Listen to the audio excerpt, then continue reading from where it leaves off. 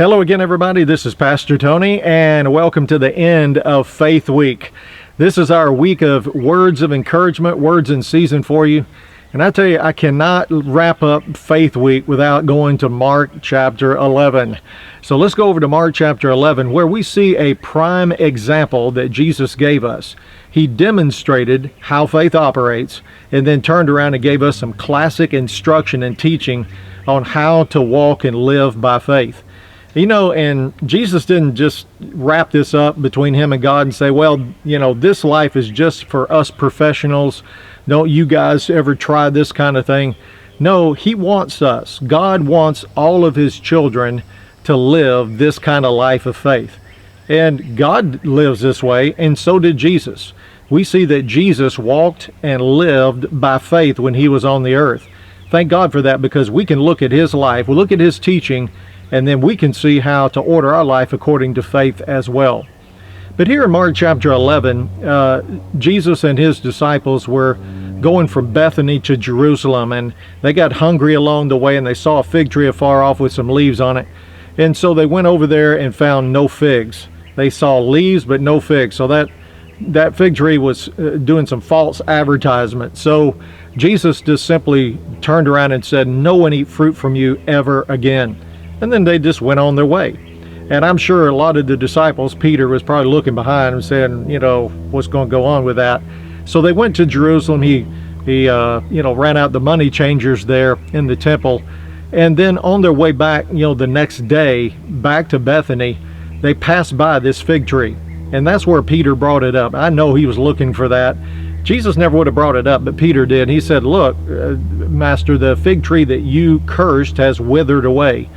And so Jesus used that opportunity. I'm glad that Peter said some of the things he did and asked some questions that he did, because that gave some opportunity for us to get some instruction and answers maybe we wouldn't have gotten otherwise. So Jesus just used that opportunity right there to just teach on the simple God kind of faith and how to live that way. So he says in verse 22, he says, have the God kind of faith. I'm kind of paraphrasing that. It actually says have faith in God. Other translations bring it out, have the God kind of faith. Both of those would go simultaneous or sync together. If you're having faith in God, you're going to be having the God kind of faith, because that's the only kind of faith there is the God kind of faith in order to believe in him. And then he goes on in verse 23 and says, for whosoever shall say unto this mountain, be removed and be cast into the sea, and shall not doubt in his heart, but shall believe that those things which he says will be done, he will have whatever he says. So I want you to see that right there. We've been pointing out the last couple of days here that faith primarily swings on two hinges, believing in the heart and saying with the mouth. And Jesus is bringing that out again here. And this is how he lived. This is how he spoke to that fig tree, and it was cursed and it withered up from the roots. He said, not only can you do this with a fig tree, they could probably find another way in the natural realm, to get rid of a fig tree. They could chop around it, they could, saw it down or whatever. But Jesus just took that on up to a level where it brings it out of the natural ability of man and brings it over into the supernatural ability of God. And he said, whosoever. So this includes all of us. He didn't just say me, God, and maybe a couple of you are going to be zapped with this kind of faith. No, he said, whosoever shall say unto this mountain. There's words. Whosoever shall say unto this mountain, be removed and be cast into the sea. Very simple. And shall not doubt in his heart. In other words, you're believing in your heart. But shall believe that those things which he says will come to pass, he will have whatever he says. Whosoever will have whatsoever when they believe in the heart and say with the mouth. Then he brings it over into our prayer life as well. It takes faith to make prayer work, make the prayer life work.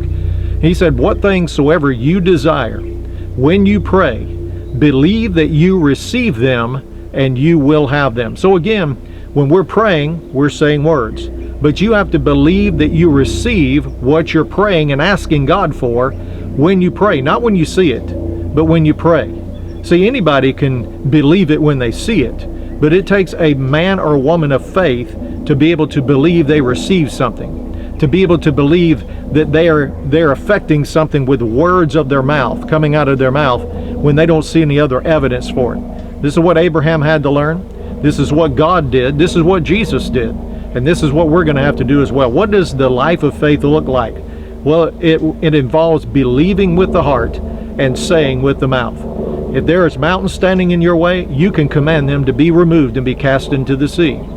If you need something from God, if you need to receive something in your life from God, you can simply go to Him in prayer, say that out of your mouth, and as you're saying it, believe that you receive the answer to that prayer then. Well, what happens after that? Well, then your actions come in sync with what you believe.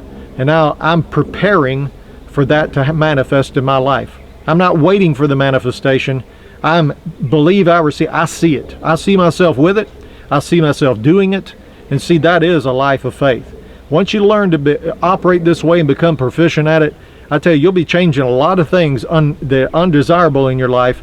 You'll be receiving things that are desirable in your life, and you'll live a life of peace and joy, because really your life has to do between you and God, not everything else that goes on around us. Whatever's going on around it can be changed by this life of faith, believing in the heart, saying with the mouth. We're living the dream. All right? Well, that's enough for this week on Faith Week. I believe we stirred you up to walk and live by faith. Until next week, be strong, be courageous. We'll see you next week.